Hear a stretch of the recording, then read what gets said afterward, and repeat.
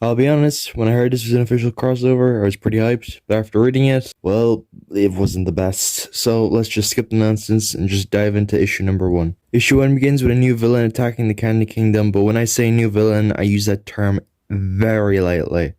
You'll find out later why.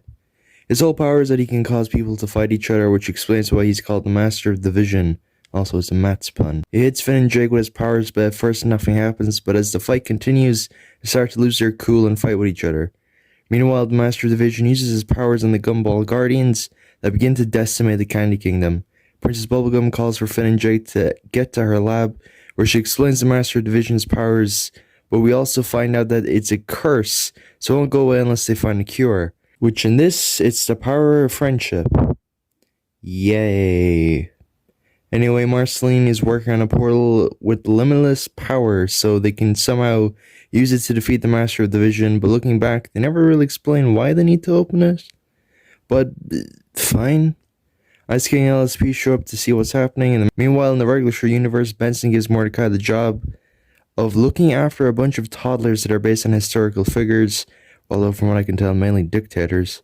The reason he's looking after them is for a college recommendation letter from Benson, which kind of defeats the purpose of the regular show movie, but sure, I guess. Anyway, Rigby comes speeding in on a cart and almost hits Mordecai, and then in the Adventure Time universe, Finn and Jake fight over guarding the lab.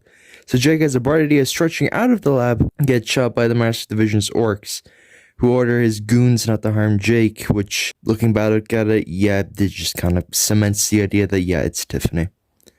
Which, yeah, spoiler alert, it is Tiffany. At the park, Mordecai makes up a cover-up story as to why he has to take care of toddlers to Rigby, so he doesn't get suspicious of him going back to college. Rigby mocks him and the kids charge at them and yoink the cart. Back in New, Jake accidentally gives away the location of Princess Bubblegum's lab, which gets attacked by the Gumball Guardians. To escape, Marceline, Finn, Jake, Ice King, and LSP go through the portal, leaving Princess Bubblegum behind. At the park, the toddlers go around messing up the place, and a portal opens in the sky, which Finn, Jake, Marceline, Ice King, and LSP fall out of, falling on top of Mordecai, Rigby, Muscle Man, and High Five Ghost. Marceline's energy reader gets yoinked, and the two groups fight. Although Jake's stretching powers don't work for some reason, but Ice Kings are in full swing, which... What? To prevent any more fighting, Marceline turns into her giant bat form, and that's where the issue ends. Personally, I don't have too much to say about this issue. It's okay for the most part, and the dialogue is pretty accurate for both shows. But it's just meh, honestly. Anyway, let's move on to issue 2. Issue 2 begins with Marcy attacking everyone but stops to pinch Finn's arm, and Skips just shows up and pokes her, knocking her out of her bat form. Alright. They all kind of realize the park got trashed, and for some reason Ice King's beard is way shorter now. But hey, that's probably just me nitpicking. Anyway, Skips comes to the conclusion that he needs to reassemble the power to fix this whole crossover nonsense. Which, yes, they do make up some plotline where he didn't bend it after destroying it, but instead he split it up throughout the world. Anyway, Rigby gets skeptical of Mordecai and the two begin to get in an argument, and Ice King begins to remember events after the Mushroom War. Which, by the way, yeah, this comic just kind of pokes fun at the fact that people thought regular show was a prequel to Adventure Time, which, no, I mean, yeah, kind of props to them for making fun of it. It was a nice little, I guess, Easter egg. Not really, though. Anyway, at the nightclub from that one episode where Mordecai wears literal trash, the group has to win a singing battle to win the part of the power. They obviously do, but Rigby gets mad he couldn't team up with Mordecai, and Jake gets frustrated he couldn't team up with Finn. Honestly, this comic is just getting mad at this point. Like, what the hell? This is just standard shit you'd find in an animated movie. So yeah, High Five Ghost's girlfriend shows up, who in the show is a very minor character, I remember, kind of. Back at the house, Skips activates a cheat code to get into the video game console, which is the Konami code. Nice. A piece of the power is locked in a chest on a cliff, and Rigby and Jake try to do parkour to get it, but fail and fall into lava and lose a life each. However, it turns out that everyone has tree lives linked to each other, and if you die in the game, you die in real life. Like every isekai out there. But moving on, Mordecai gets to the chest, but it disappears, and the hammer and the Destroyer Worlds show up. Even though in canon they've been both dead since season 1 and 2, but hey, that's just me nitpicking. An issue ends with them cutting off Mordecai and Finn. To be honest, I think this issue was okay, but to me, isn't really that enjoyable. But anyway, on to issue 3. The issue begins with stalactites falling from the ceiling of the cave, so Finn uses his sword to cut up the stalactites, but overshoots and accidentally takes out the platform they're standing on. But Jake saves Mordecai and Finn by stretching his hands above the lava as the curse kinda starts to vanish. Kinda. Skips comes up with a plan to get Marceline and turn to her bat form to take down the Destroyer of Worlds and the hammer.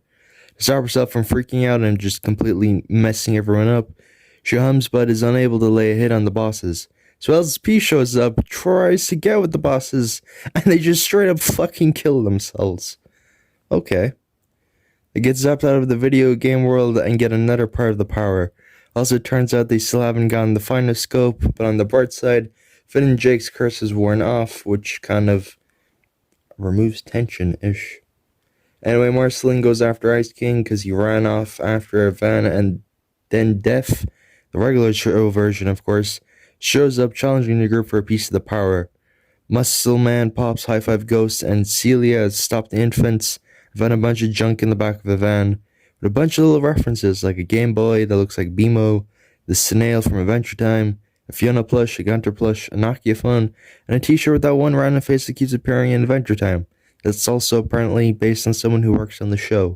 I think. Correct me in the comments. They find the scope and accidentally step on a Hambo lookalike plush that alerts the infants. So the group race Def in the cart and just blow up Def's bike. So he throws a lake full of jellyfish at them, and you'd be surprised how many times I fucked that line up. To win the race, they push the cart over the finish line and they get a piece of the power. Finn sits down to think about the fact that Ooh is probably getting destroyed by the Master Division with Mordecai and Jay comforting him, and Rigby can't just answer. Ice King has enough of the toddlers shit and just freezes them. Why not, I guess. Then the writers make fun of the theory that regular show is a prequel to Adventure Time, which I mentioned earlier. But anyway, Marceline doesn't believe him because why would she? So he storms off and gives the toddlers a jewel from the crown because the writers, I don't think they know how the crown works because they're able to use the power of the crown with just the gem. Okay. Finn, Mordecai, Skips, and Jake get another part of the power. Ruby's arc of being mad at everyone, which is the type of shit you see in crappy kids movies. But whatever, we get the classic. What time is it? Adventure time! TM. Toddlers show up and Ruby opens a portal to Ooh, and now Benson's here, and this is just getting boring at this point, to be honest. Oh, and the curse becomes plotline again. Woohoo.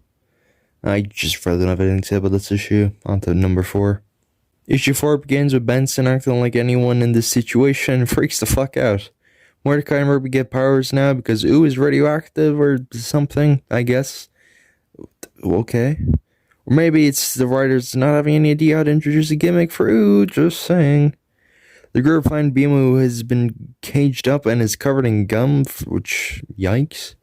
Meanwhile, Ice King's looking for Betty because he can remember her now, even though in the show he couldn't because the crown blocks off Sam's memories.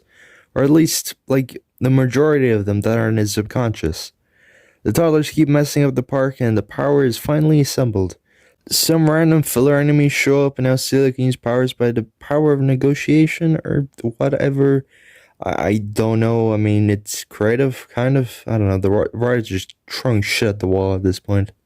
And hoping it sticks. Now we gotta parse thing what is my favorite arc of this entire mini-series thing.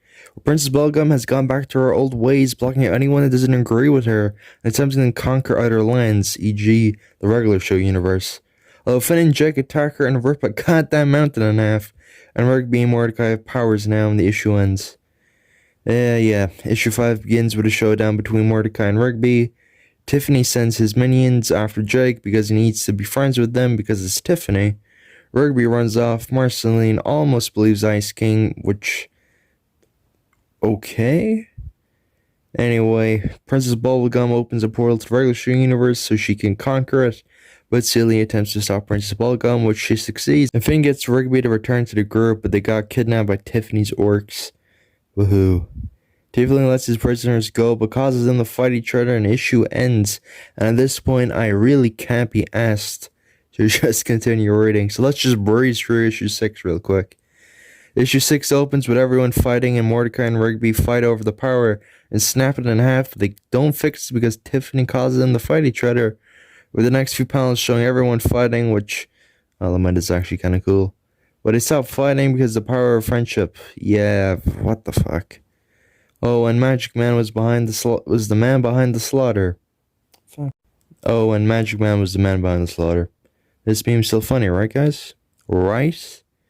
Anyway, the issue ends with a continued screen hitting at a sequel, which, for better or for worse, never happened. Yeah, if you couldn't tell by now, I don't really like this, and can definitely see why J.G. Quintel said that a crossover between Regular Show and Adventure Time wouldn't really work. But anyway, I guess the positives from this are the issue covers, and that's about it, really. I apologize if I was overly negative in this video, but I just don't like this crossover, and, well, I'm just trying to express that. But anyway, since it's Halloween, or at least hopefully it should still be October by the time I'm recording this, because, yeah, the recording schedule's been messy lately, sorry about that. Next time I'll be reviewing the 2015 Halloween comic special, which focuses on Marceline as a vampire hunter, which is a prequel to Stakes, which is super fun, and I can't wait to review. Anyway, see ya.